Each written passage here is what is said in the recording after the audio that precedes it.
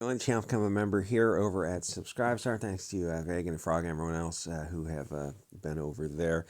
So this kind of sums it up. The dialogue from ForSpoken, it's a little bit, I don't think I can play it. It's a little bit cringy. And then there's a weird energy in the chat of passive aggressiveness and straw man arguments. So they present this. I always look at this image. They show this image all the time and say, like, it's usually, guys with sunglasses in their trucks or whatnot. It's like, so like electricians, plumbers, contractors, guys who are going out there and building the world that you use every day, the people you rely on, or like truck delivery drivers or something. It's like the backbone of society is what you're saying. Like you're portraying them as some sort of negative because they're fair skinned, sunglasses, usually in a pickup truck. And so it's like, that's kind of the backbone of society. Anyway, this is sort of what their argument is about. So for ForSpoken, so what happened was original God of War director David Scott Jaffe, who has a YouTube channel, which you can check him out for yourself. He comes in with, you look at him and then you see his takes and you go, oh yeah, this matches up perfectly. This is exactly what I expected. So he says widespread panning of Forsaken is driven by a-holes who clearly don't like whammons, Pox, or PlayStation. And maybe that it came out in only 720 might have had something to do with it. Anyway, so everyone is fighting about the game. Like there's just way too much energy about what looks like just a normal mediocre game, maybe a slight underperforming game. But sometimes you can tell when something is up. It's like in 2015 with when the Disney Star Wars trilogy came out. And there was this energy between like left and right, old and new, like your dad's generation who liked the old original trilogy versus the young generation who had to pretend to like the new Disney trilogy. It's like there was that back and forth, and it's like, yeah, but nobody liked the new Disney trilogy because nobody went and saw it, or they didn't. I mean, they didn't repeatedly see it like they did with the old stuff. But you can tell when there's something going on Twitter, Birds of Prey, when Birds of Prey came out, and they knew it was immediately tanking. Like even they were changing the title of it and changing the thumbnails of it, like people do with YouTube videos all the time. But they're doing it with a $200 million movie.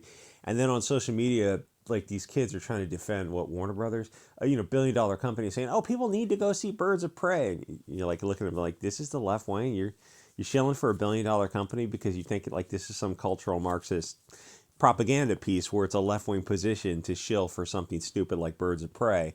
And like that's like these are the same kids who are, they find themselves in this twisted Gordian knot of having to defend $1 billion companies because it's temporarily like the shifting grounds that they find themselves fighting. The whole thing is like, you don't have to fight every fight on social media.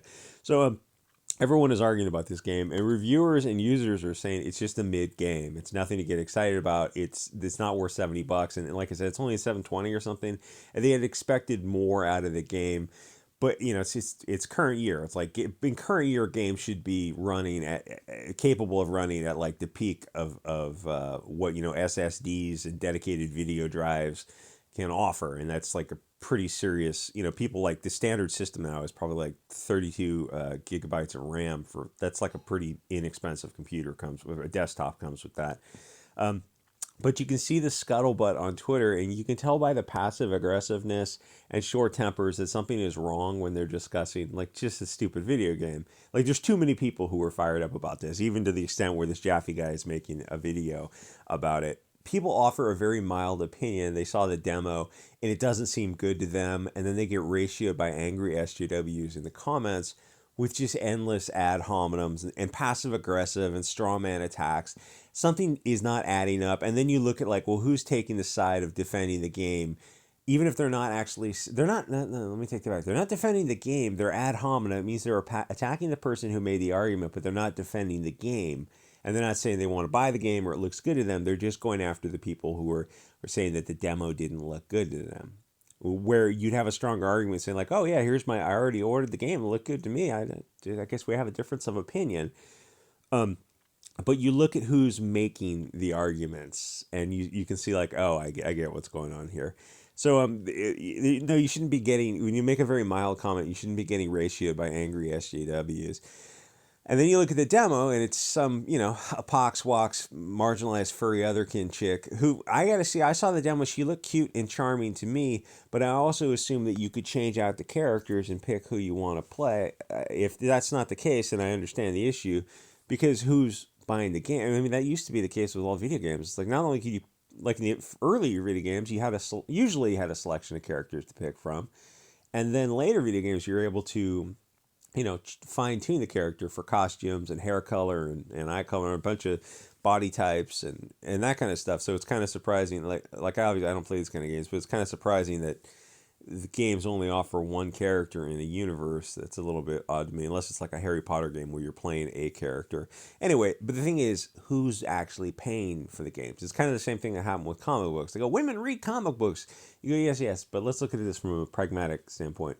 Who's actually buying the comic books? And when you do it that way, you go, oh, males are buying the comic books. 95% of the customers are males. In fact, maybe even more than that, because that would be 1 in 20 females. It's probably more than 95%. They're actually the ones who are controlling the purchasing power. And this is the same way with movies, because men will drag women to movies. And Elizabeth Banks lost her freaking mind when Charlie's Angels bombed. She goes, men have to see this movie. And you go, but you made a movie for women. It's like, why didn't women go see the movie? And she didn't want to admit, well, men drag women to movies. And that's the truth. Everyone knows that. Women don't drag men to movies. Very rarely will The Notebook and Titanic, will they be able to drag their boyfriends or husbands there. But men drag women to movies all the time.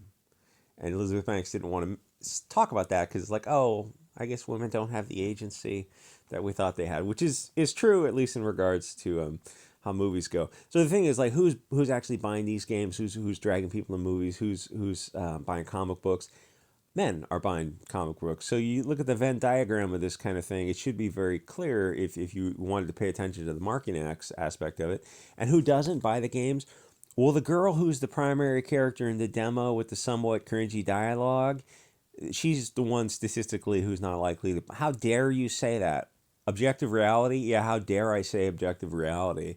The Venn diagram overlap of Poxwalks, who also buys games like this, is infinitesimally small.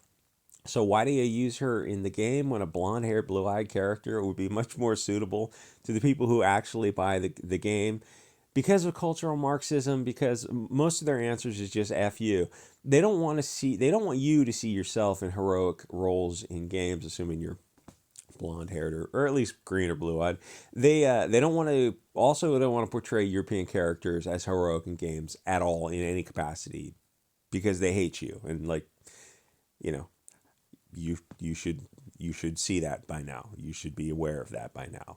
This is what they're doing. I've been pointing this out for years, and I will continue as long as I'm on this platform. So there's literally more blonde hair, blue eyed guys as potential customers than like all the Poxwalks put together.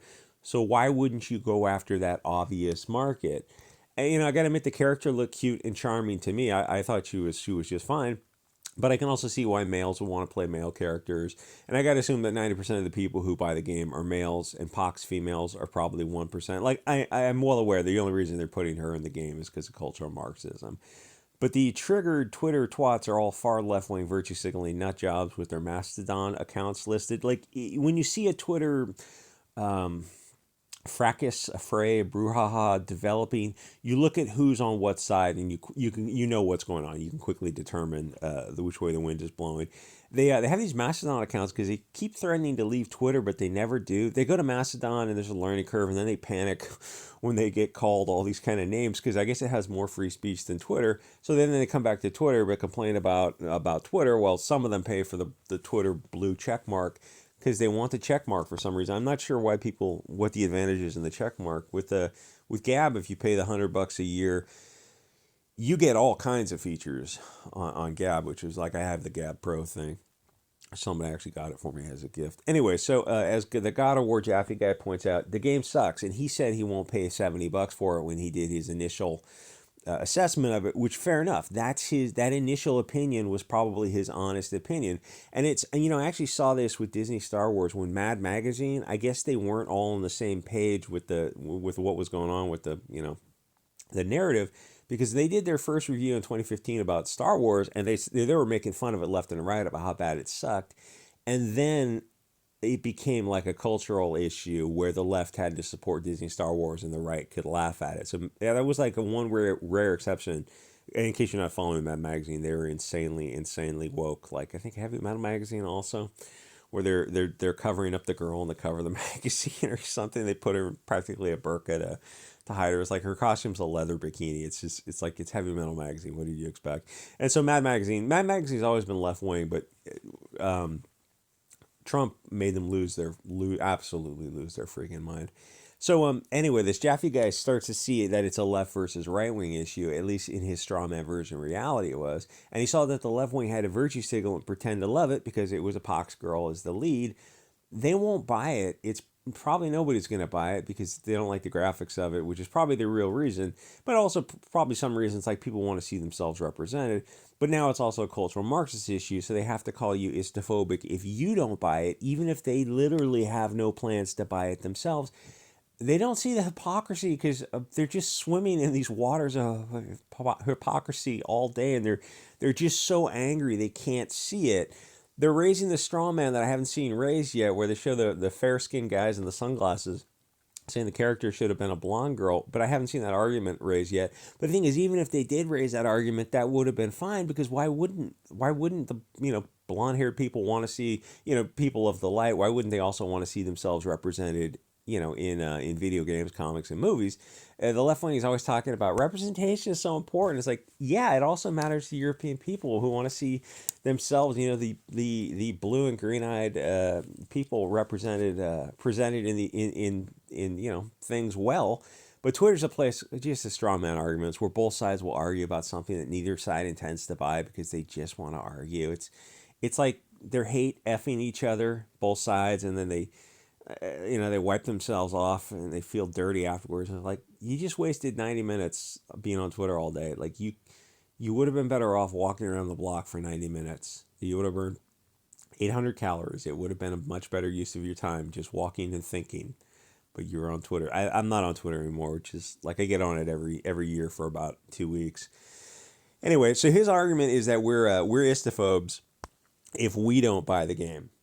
But they're not buying the game because the graphics look dated or whatever. But they've started to do this with the cultural Marxist garbage films that come out, where they finally are willing to admit that all the stuff that's been, the Birds of Prey, Ghostbusters, the Disney Star Wars, the Charlie's Angels, X-Men, the Terminator thing, and there's been about a dozen of these movies that came out, and now finally left-wing kids on Twitter are finally admitting, like, okay, those movies weren't very good, but when we say they weren't good, we're saying it for the right reasons, and the Chads and Stacys that don't like it are saying it for the wrong reasons. You go, but just BS. The end result is the same. Neither one of us is watching the movie. Yeah, but you guys are Hugo Boss, and we're commies, so it's okay. Like, none of this makes sense. Like, this is just a straw man version in your head to make yourself feel better about not liking Elizabeth Banks movies or what all these other crap movies that are coming out, which is great. If anything, I want to see Hollywood accelerate it. I want to see trans people in everything. Absolutely. Luke Skywalker, when they remake Luke Skywalker for A New Hope, and they will, absolutely make him a BLT character 100%. Anyway, like, comment, subscribe. I'll see you guys all next episode.